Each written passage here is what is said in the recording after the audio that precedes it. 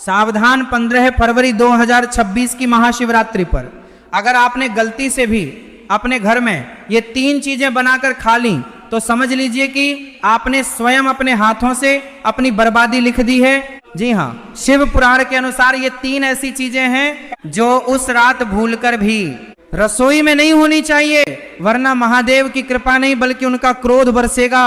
आज मैं आपको बताऊंगा कि कैसे ये मामूली दिखने वाली सब्जियां आपके हंसते खेलते परिवार को सड़क पर ला सकती हैं। इसलिए वीडियो को शुरू से अंत तक ध्यान से देखिएगा, क्योंकि सवाल आपके घर की सुख शांति का है। दोस्तों, 15 फरवरी 2026 की तारीख को अपने कैलेंडर में अभी के अभी लाल रंग से मार्क कर लीजिए, क्योंकि ये कोई साधारण महाशिवरात्रि नहीं है। शास्त्रों की गणना और ग्रह नक्षत्रों का ऐसा दुर्लभ संयोग करीब 700 साल बाद बन रहा है।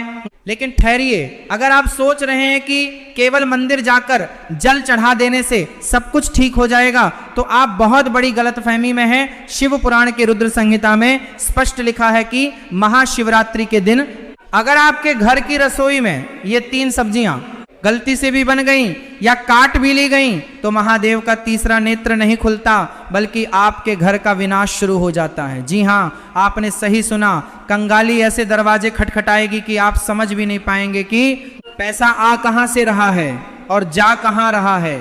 आज के इस वीडियो में मैं आपको उन 3 अभिशप्त सब्जियों के बारे में बताने जा रहा हूं जो इस महाशिवरात्रि पर जहर के समान है। और सुनिए, जो तीसरी सब्जी है ना, वह तो हर भारतीय घर में रोज बनती है और वही आपकी सबसे बड़ी भूल साबित हो सकती है। तो क्या आप तैयार हैं उस सत्य को जानने के लिए जो आपको और आपके परिवार को आने वाले भारी संकट से बचा सकता है? इस वीडियो को एक पल के लिए भी छोड़ने की गलती मत करना, क्योंकि यहाँ बात सिर्फ व्रत की नहीं है, बात आपके घर की सुख शांति और समृद्धि की है। चलिए सबसे पहले ये समझते हैं कि 15 फरवरी 2026 इतना खास क्यों है। ज्योतिष शास्त्र के अनुसार इस बार महाशिवरात्रि पर मकर राशि में एक ऐसा त्रिग्रही योग बन रहा है जो सीधा भगवान शिव के रौद्र रूप से जुड़ा है। जब भी ऐसा योग बनता है तो पृथ्वी पर नकारात्मक और सकारात्मक दोनों ऊर्जाएं अपने चरम पर होती हैं। ऐसे समय में हम जो खाते हैं वह सीधा हमारे मन और भाग्य पर असर डालता है। भोजन केवल पेट भरने का साधन नहीं है, बल्कि यह ऊर्जा का स्रोत है। जैसा खाए अन्न वैसा होए मन, ये कहावत तो आपने सुनी होगी, लेकिन महाशिवरात्रि के दिन ये कहावत एक नियम बन जाती है। अब आप सोच रहे होंगे कि सब्जियां तो प्रकृति की देन है, फिर वो अशुभ कैसे हो सकती हैं? तो आपको बता दूं कि आयुर्वेद और गरुड़ पुराण के अनुसार कुछ सब्जियां ऐसी होती हैं जो तामसिक गुणों से भरी होती हैं। शिव जी वैरागी हैं, उन्हें सात्विकता पसंद है।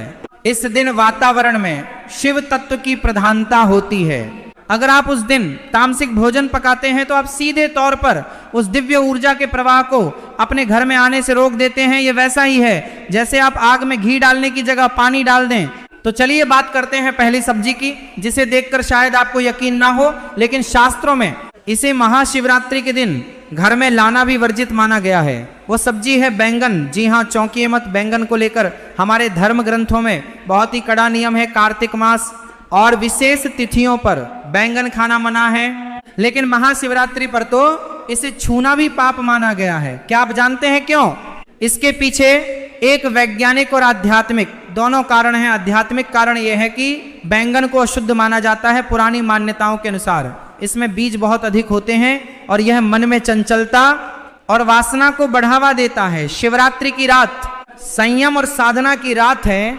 हमें अपने मन को स्थिर करना होता है ताकि हम शिव तत्व से जुड़ सकें।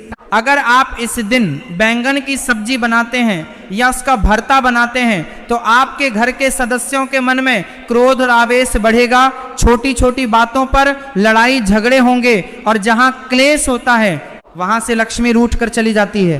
वैज्ञानिक दृष्टिकोण से देखें तो इस मौसम में बैंगन में कीड़े होने की संभावना सबसे अधिक होती है और शिवरात्रि पर हम जो भी खाते हैं वह शुद्ध और पवित्र होना चाहिए। अगर अनजाने में भी आपने अशुद्ध भोजन कर लिया तो आपका पूरा व्रत और पूजा खंडित हो सकती है। इसलिए गांठ बांध लीजिए कि 15 फरवरी को बाजार से सब्जी लाते समय बैंगन की तरफ देखना भी नहीं है। अब आगे बढ़ते हैं। और बात करते हैं दूसरी सब्जी की, जो बैंगन से भी ज्यादा खतरनाक मानी जाती है। ये सब्जी सीधे तौर पर शनि और राहु से जुड़ी है और शिव जी की पूजा में इनका प्रभाव नकारात्मक हो सकता है। ये सब्जी है मूली। शायद आपको ये जानकर हैरानी हो रही होगी, आप कहेंगे कि मूली तो सलाद है, सेहत के लिए अच्छी है। लेकिन रुकिए, हम यहाँ सेहत की नहीं, हम यहाँ ऊर्जा और तरंगों की बात कर रहे हैं। मूली को एक तीखी गंध वाली सब्जी माना जाता है। शास्त्रों में कहा गया है कि जिस भोजन में तीव्र गंध हो वह राक्षसी भोजन की श्रेणी में आता है। महाशिवरात्रि की रात को कालरात्रि भी कहा जाता है। इस रात को नकारात्मक शक्तियां भी सक्रिय होती हैं। जब आप घर में मूली काटते हैं या पकाते हैं तो उसकी गंध से घर का वातावरण भारी हो जाता है। ये गंध सकारात्मक ऊर्जा को काट देती है। शिव पुराण के अनुसार महादेव को वह चीजें अर्पित की जाती हैं जो शीतलता प्रदान करें, जैसे दूध, दही, चंदन। मूली की तासीर और गंध दोनों ही उग्र हैं। अगर आपने इस दिन मूली के पराठे या सब्जी बनाई तो समझ लीजिए कि आप अपने घर में बीमारी को न्योता दे रहे हैं। ऐसा माना जाता है कि इस दिन मूली खाने से व्यक्ति की बुद्धि भ्रष्ट हो सकती है और वह ऐसे गलत निर्णय ले सकता है जिसका पछतावा उसे साल भर करना पड़ेगा। क्या आप चाहेंगे कि आपकी एक छोटी सी गलती आपके पूरे साल की मेहनत पर पानी फेर दे? नहीं ना। इससे पहले कि मैं आपको तीसरी और सबसे महत्वपूर्ण सब्जी के बारे में बताऊं जो आपके घर में कंगाली ला सकती है, मैं आपको एक बहुत ही जरूरी बात बताना चाहता हूं। बहुत से लोग ये सोचते हैं कि हम तो व्रत नहीं रख रहे हैं, हम तो खा सकते हैं। ये सबसे बड़ी गलतफहमी है। महाशिवरात्रि का प्रभाव पूरी सृष्टि पर होता है, चाहे आप व्रत रखें या ना रखें। अगर आप उस दिन घर में रसोई जला रहे हैं तो नियमों का पालन करना पूरे परिवार के लिए अनिवार्य है। घर का एक सदस्य भी अगर नियम तोड़ता है तो उसका दोष पूरे परिवार को लगता है। अब समय आ गया है उस तीसरी सब्जी के बारे में जानने का जिसके बिना शायद आपका खाना अधूरा लगता है।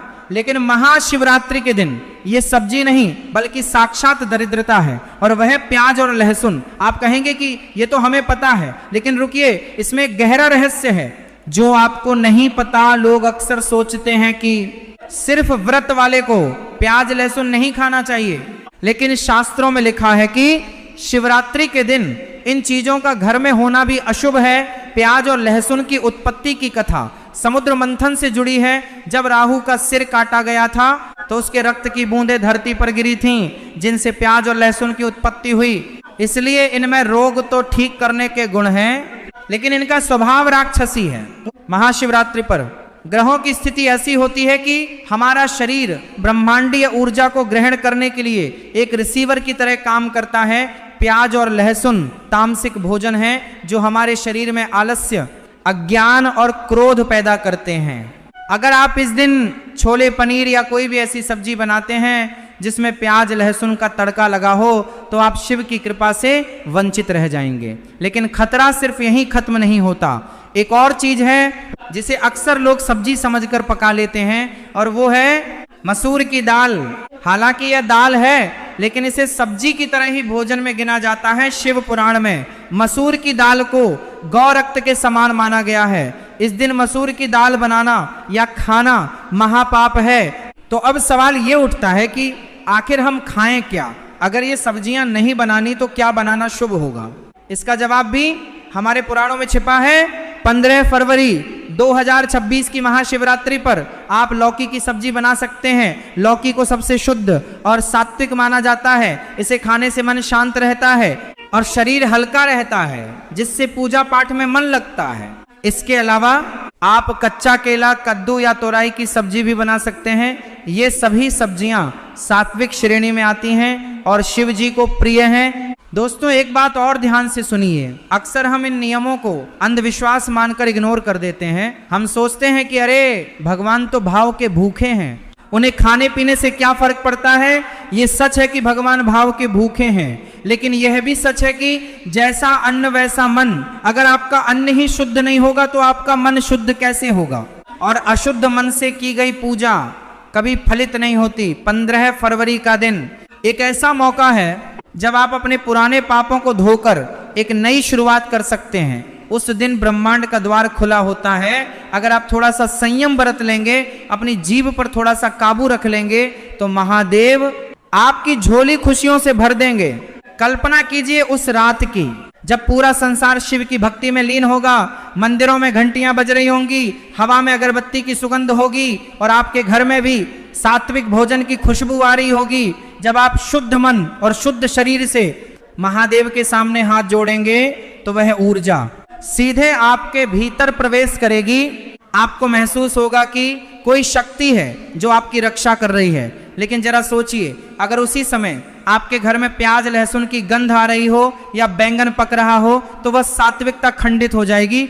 नकारात्मक शक्तियां जो उस रात सक्रिय होती हैं वे आपके घर की ओर आकर्षित होंगी और फिर शुरू होगा परेशानियों का दौर, बीमारी, पैसा अटकना, बच्चों का पढ़ाई में मन ना लगना, पति पत्नी में क्लेश। ये सब उसी नकारात्मक ऊर्जा का परिणाम होता है।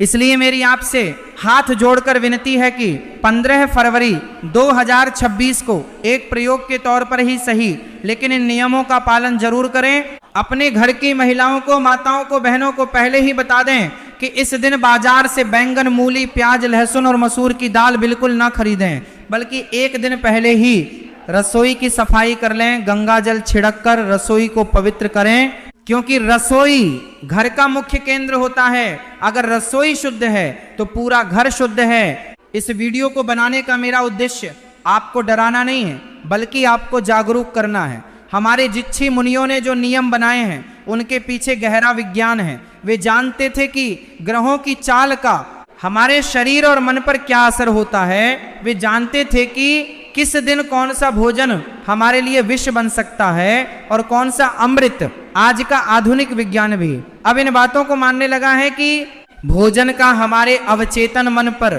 गहरा प्रभाव पड़ता है। तो क्या आप वादा करते हैं कि इस महाशिवरात्रि आप इन 3 सब्जियों को अपने घर में नहीं घुसने देंगे? कमेंट में हर हर महादेव लिखकर अपनी हाजिरी जरूर लगाएं। और हाँ, एक और गुप्त बात जो बहुत कम लोग जानते हैं, महाशिवरात्रि के दिन नमक का प्रयोग भी कम से कम करना चाहिए। अगर हो सके तो सेंधा नमक का ही प्रयोग करें, साधारण नमक का त्याग करें। इससे आपके शरीर में जल का संतुलन बना रहेगा और आप साधना में अधिक समय तक बैठ पाएंगे। याद रखिए, 15 फरवरी 2026 का दिन आपकी किस्मत बदल सकता है। बस जरूरत है तो थोड़ी सी सावधानी और श्रद्धा की। शिव जी बहुत भोले हैं, वह एक लोटा जल से भी प्रसन्न हो जाते हैं, लेकिन वह रुद्र भी हैं। अगर हम जानबूझकर नियमों का उल्लंघन करते हैं तो हमें उनके क्रोध का भी सामना करना पड़ सकता है। कंगाली और दरिद्रता को न्योता मत दीजिए, अपने घर को मंदिर बनाइए, सात्विक भोजन पकाइए और फिर देखिए कि कैसे महादेव की कृपा आपके पूरे परिवार पर बरसती है। जाते जाते एक बार फिर दोहरा दूं, बैंगन नहीं, मूली नहीं, प्याज लहसुन नहीं, इन 3 दुश्मनों को उस दिन अपनी थाली से दूर रखें। और अगर आप चाहते हैं कि मैं महाशिवरात्रि की सही पूजा विधि और शुभ मुहूर्त पर भी एक विस्तृत वीडियो बनाऊं तो नीचे कमेंट करके जरूर बताएं। मैं कोशिश करूंगा कि आपके लिए वो जानकारी भी जल्द से जल्द लेकर आऊं। अंत में बस इतना ही कहूंगा कि विश्वास ही फलदायक होता है। अगर आप विश्वास के साथ इस नियम का पालन करेंगे तो आपको परिणाम जरूर दिखेगा, और अगर मन में शंका रखकर करेंगे तो अमृत भी विष बन जाएगा। महादेव आप सभी की रक्षा करें, आपके घर के भंडार हमेशा भरे रहें। आप सभी को महाशिवरात्रि की अग्रिम शुभकामनाएं।